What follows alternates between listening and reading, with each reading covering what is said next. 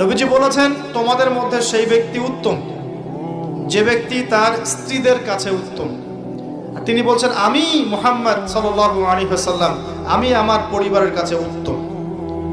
স্ত্রী যতক্ষণ পর্যন্ত আপনাকে সার্টিফিকেট না দিচ্ছে যে আপনি উত্তম চরিত্রের অধিকারী, আপনি ভালো, আপনি সৎ, ততক্ষণ পর্যন্ত জান্নাতে যাওয়া কঠিন আছে। এবার তো মেয়েরা সুযোগ পেয়ে গেল মনে হয়। স্ত্রীদের সার্টিফিকেট লাগবে। বাইরে ভালো থাকা সহজ, বাহিরের মানুষের সাথে ভালো মেলামেশা করা সহজ, বন্ধুদের সাথে, হ্যাঁ, তার কলিগদের সাথে ওয়াজ মাহফিলে এসে মসজিদে গিয়ে ভালো আচরণ করা সহজ, কিন্তু আপনার অধীনস্থ যারা আছে তাদের সাথে ভালো আচরণ করা এত সহজ না। স্ত্রীর সার্টিফিকেটটা অনেক বেশি ইম্পর্টেন্ট।